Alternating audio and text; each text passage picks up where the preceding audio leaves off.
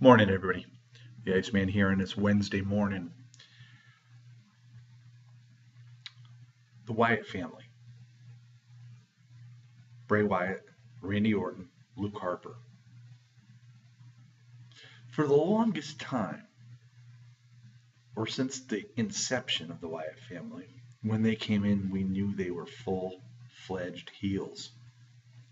As time emerged, Wyatt family became somewhat popular.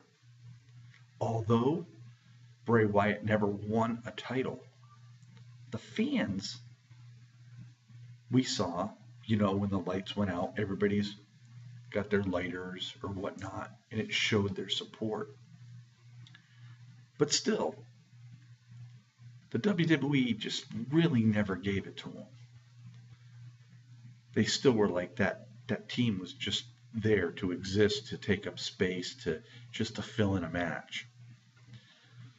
It's changed. Are the Wyatt family full-fledged heels? Well, now you have the newest member, Randy Orton, who, I must say, throughout his career, has teetered back and forth from heel to face to heel, and he's fared well both ways. Right now, is the Wyatt family, Bray Wyatt, Randy Orton, Luke Harper, are they heels or are they face? It's really hard to tell.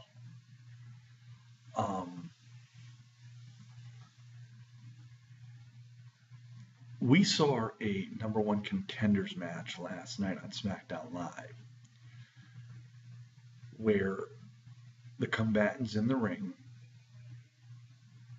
all four of them, battled it out, and the winner will face AJ Styles at the December 27th SmackDown Live, which is the last live SmackDown of the year.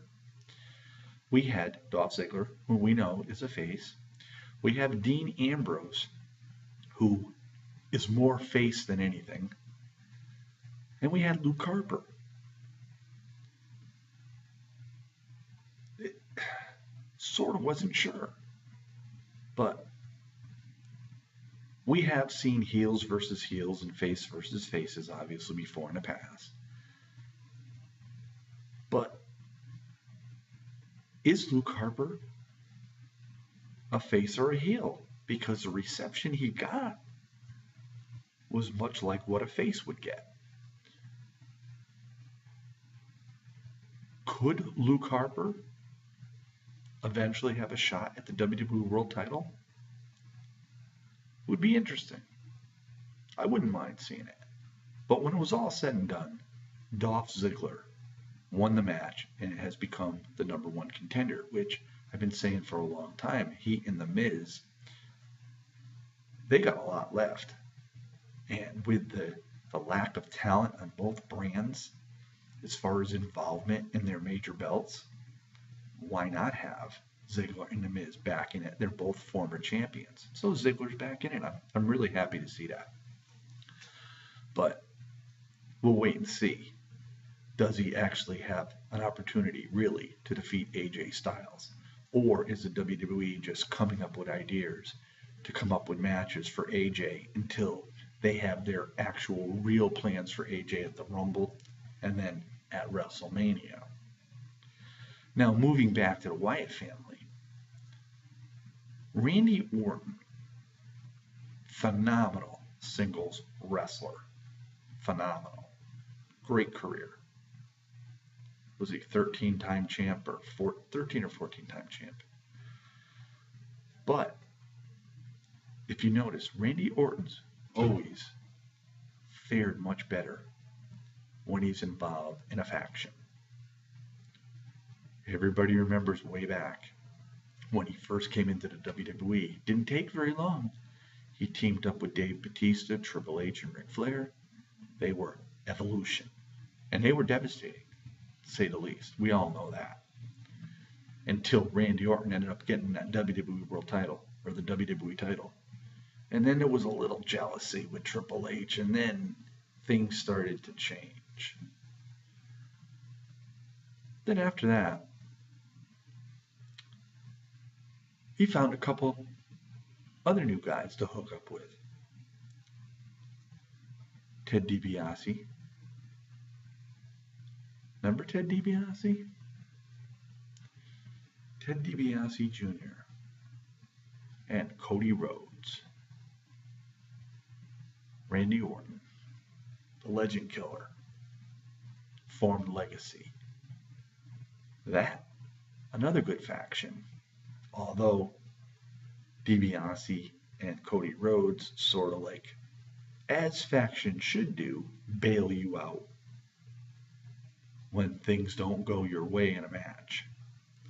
But my point being, Randy Orton always seems to hook up with a faction that goes somewhere. Now, people are saying, why would the WWE put Randy Orton with the Wyatt family? Well, the Wyatt family's been on that verge of becoming real popular. They are popular, don't get me wrong. But they've never done anything, giving them a belt or anything else. Now they got Randy Orton. I think it's going to solidify the Wyatt family. And then boom, what happens? Tag team belts. So now Bray Wyatt has finally got a belt. I think this is the beginning, because Randy Orton's helping Bray Wyatt. And Bray Wyatt and Luke Harper are helping Randy Orton, because Randy Orton functions so much better when he's in a faction. He fits in no matter what faction you put him in. So, pretty good stuff. This is why I don't know why they can't do these things with Monday Night Raw. This is why SmackDown Live on Tuesdays, to me, is the better show. Plus, it's only 2 hours. A lot less nonsense. You gotta get to the point. You gotta get to the thick of things. And that's what they do. Monday Night Raw has a lot of great superstars. But how many times are we going to see Kevin Owens versus Sami Zayn? How many times are we going to see a Charlotte versus Sasha Banks? How many times are we going to see Rollins and Jericho?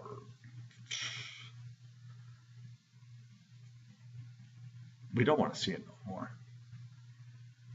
People are saying, what the hell is James Ellsworth doing on SmackDown Live, even involved in a title match with AJ? They're mixing it up. Does it make sense? No. But they're mixing it up. They're making it interesting, simple, and uncomplicated. That's my point of view. And one last thing before I close on this video. A lot of Dallas Cowboy fans were trash talking with me, saying my Giants don't have a chance in hell, that, well, it's just going to be another loss for the New York Giants after they played at the time before they played this past Sunday. And I took it, and I said, let me tell you something. We beat you the first game, we'll beat you the second game. Oh, you guys don't have a chance in hell. Dallas is going to, go on and win the Super Bowl and this and that. Final score, Giants 10, Cowboys 7. Now you go back to these guys and confront them. Oh, it's only one loss. We didn't need it anyway. Blah, blah, blah, blah, blah. Oh, yeah, you guys always got an excuse when your team loses. Suck it up. Just admit you got beat. So then I hear them say, well, wait till we get to the playoffs. You guys don't have a chance in hell. Blah, blah. Here we go again. Giants are an experienced team. They've been to the playoffs many times before. Dallas Cowboys, Dak Prescott, great quarterback, but a rookie quarterback. He's going to feel the pressure. And until he wins his first playoff game, I'm not convinced. And with that being said, this is the Iceman.